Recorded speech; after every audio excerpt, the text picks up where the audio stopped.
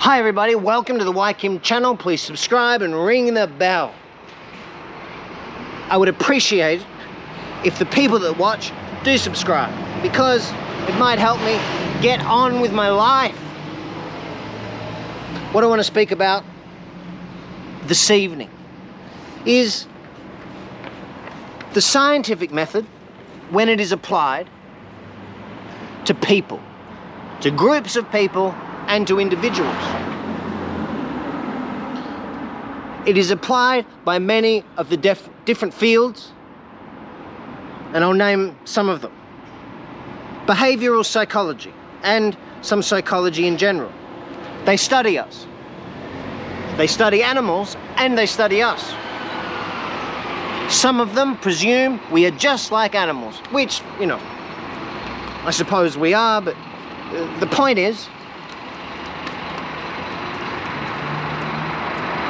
that they analyze our behavior and then they dictate through a policy and the research they conducted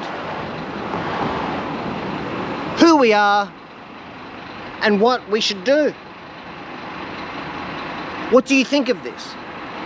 And when we examine it closer, the reality of what actually happens in many modern societies,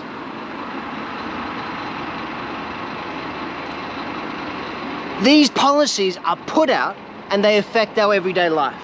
This is why I want to talk about it. It is theorized and concluded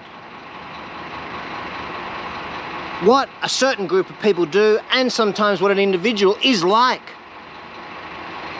just by this research that is conducted. Let's give an example of some of the research on people.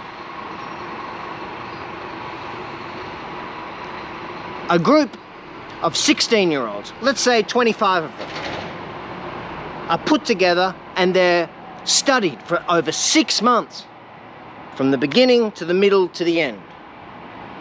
The study, it's about, let's say, their favorite color, and also how that color dictates what food they prefer.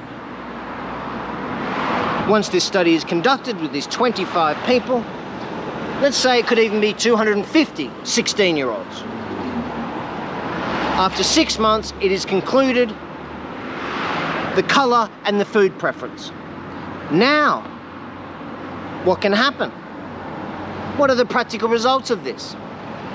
If it is from people in positions of power and institutions in the fields of psychology and psychiatry and sociology and the social sciences and economics as well, it is then passed out into policy for institutions and governments to put into place, to dictate and to affect our everyday life.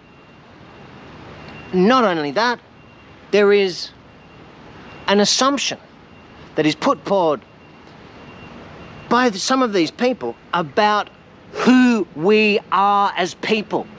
Who are you? Well, according to some of this scientific social research, who I am is what the study suggests. The study of the behavior of the people and the person. That is a human person, and now we know who they are.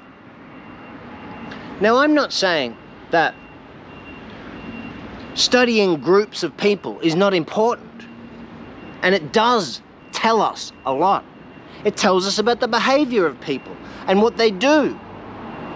I've spoken about on the YKim channel before about the herd mentality, and even put my own theory across about it. But my question is,